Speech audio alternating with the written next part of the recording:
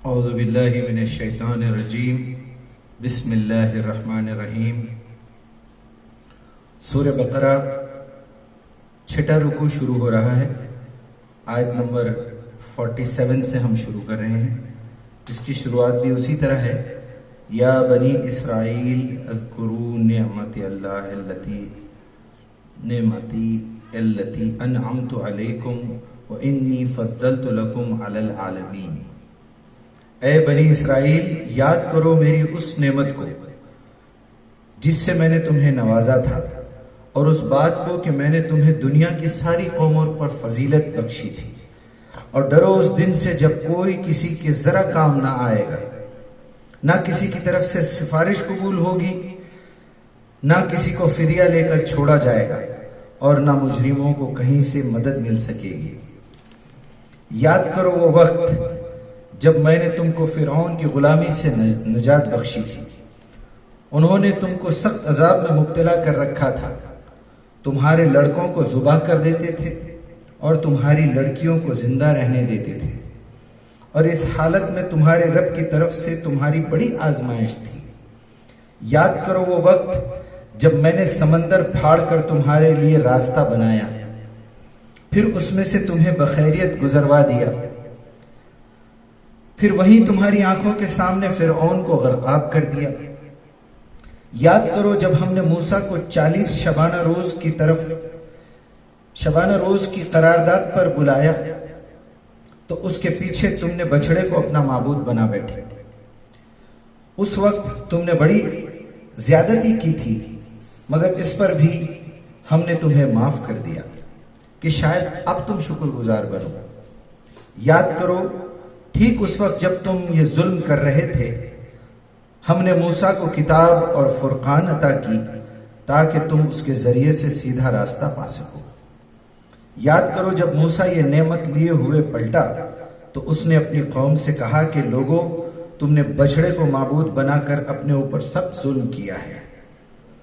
لہذا تم لوگ اپنے خالق کے حضور توبہ کرو اور اپنی جانوں کو ہلاک کرو۔ یعنی جن لوگوں نے بچڑے کو معبود بنایا اور پوجا شروع کروائی، اللہ نے یہ حکم دیا کہ انہیں ہلاک کرو، ان کو ختم کر دو، مار ڈالو۔ اسی میں تمہارے خالق کے نزدیک تمہاری بہتری اور بھلائی ہے۔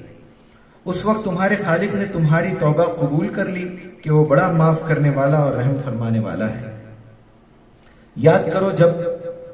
تم نے موسیٰ سے کہا تھا کہ ہم تمہارے کہنے کا ہرگز یقین نہ کریں گے جب تک کہ اپنی آنکھوں سے یہ علانیہ خدا کو تم سے کلام کرتے ہوئے نہ دیکھ لیں۔ اس وقت تمہارے دیکھتے دیکھتے ایک زبردست حادثہ صاعقے نے تم کو آ لیا، تم بے جان ہو کر گر چکے تھے، مگر پھر ہم نے تم کو زندہ کیا، جلا اٹھایا، شاید کہ اس احسان کے بعد تم شکر گزار بن جاؤ۔ ہم نے تم پر ابر کا سایہ کیا، من و سلوہ کی غذا تمہارے لیے فراہم کی، اور تم سے کہا کہ جو پاک چیزیں ہم نے تمہیں بخشی ہیں انہیں کھاؤ، مگر تمہارے اسلاف نے جو کچھ کیا وہ ہم پر ظلم نہ تھا، بلکہ انہوں نے اپنے آپ پر ہی ظلم کیا۔ پھر یاد کرو جب ہم نے کہا تھا کہ یہ بستی جو تمہارے سامنے ہے اس میں داخل ہو جاؤ، اس کی پیداوار جس طرح چاہو مزے سے کھاؤ، مگر بستی کے دروازے میں سجدہ ریز ہوتے ہوئے داخل ہونا اور کہتے جانا حتتن حتتن، ہم تمہاری خطاؤں سے درگزر کریں گے اور نیکوکاروں میں کو مزید فضل و کرم سے نوازیں گے۔ مگر جو بات کہی گئی تھی ظالموں نے اسے بدل کر کچھ اور کر دیا۔ آخر کار ہم نے ظلم کرنے والوں پر آسمان سے عذاب نازل کیا۔ یہ سزا تھی ان نافرمانوں کی جو وہ کر رہے تھے، نافرمانیوں کی جو وہ کر رہے تھے۔ یہاں چھٹا رکوع ختم ہوتا ہے، اور جو بات اس میں سمجھائی جا رہی ہے وہ بارہا بنی اسرائیل سے مخاطبت ہے، اور اسی طرح مسلمانوں کو بھی یہ بات سمجھائی جا رہی ہے انڈائریکٹلی، اور ان مشرکین اور کفار کو جو انکار کر رہے تھے نبی صلی اللہ علیہ وسلم کی دعوت پر، کہ دیکھو بنی اسرائیل کے ساتھ کیا کیا ہوا تھا جب موسیٰ نے ان کے ساتھ جو رویہ اختیار کیا اور وہ آسمان پر گئے، کوئی طور پر پہاڑ پر گئے، استغفر اللہ العظیم، تو تم نے جو ہے بچھڑے کو اپنے پیچھے اس کے پیچھے معبود بنا لیا، اور اللہ تعالیٰ نے تمہیں وہ مقام، وہ فضیلت بخشی تھی اور کہا تھا کہ میں نے تمہیں دنیا کی سب سے بہترین امت بنا دیا ہے۔ اسی طرح اللہ تعالیٰ مسلمانوں سے بھی مخاطب ہو کے کہہ رہا ہے کنتم خیر امت اخرجت للناس، دیکھو اب وہ بہترین امت تم ہو۔ پہلے بنی اسرائیل تھی جس پر اللہ نے یہ کرم کیا اور اس کو دنیا کا سپر پاور بنایا تھا، اب وہ امت، وہ مقام تم کو دیا جا رہا ہے۔ اگر تمہاری یہ ڈیوٹی ہونی چاہیے کہ تم اللہ کی طرف لوگوں کو بلاؤ، نیکی کا حکم دو، برائیوں سے روکو اور اللہ پر ایمان رکھو۔ تأمرون بالمعروف وتنہون عن المنکر وتؤمنون باللہ۔ اسی طرح بنی اسرائیل کو بھی یہ دیا گیا تھا، اور اگر تم نے نافرمانی کی تو یاد رکھو وہاں کوئی کسی کے کام نہیں آئے گا، کوئی کسی کی مدد نہیں کرے گا، کوئی کسی کی سفارش قبول نہیں ہوگی، نہ کسی کو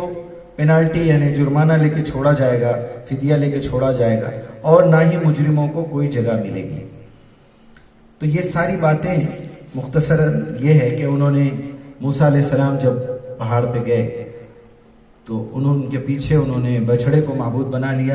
پھر اللہ تعالیٰ نے ان کو معاف بھی کیا، پھر ایک آزمائش رکھی کہ جنہوں نے یہ کام کیا تھا ان کو قتل کرو، اور پھر اس کے بعد انہوں نے اپنے وعدے سے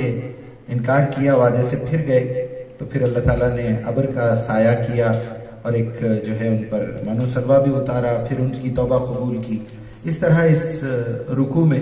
یہ ساری باتیں ہمارے سامنے آئی ہیں، اور جب نئی بستی میں جائیں تو حتتن کہتے ہوئے جانا، یعنی عاجزی اور انکساری کے ساتھ جھکتے ہوئے جانا۔ اللہ تعالیٰ سے دعا ہے کہ جو کچھ بھی ہم پڑھ رہے ہیں، سیکھ رہے ہیں، اللہ تعالیٰ اس سے ہدایت ہی دینا اور گمراہ نہ کرنا۔ السلام علیکم ورحمۃ اللہ۔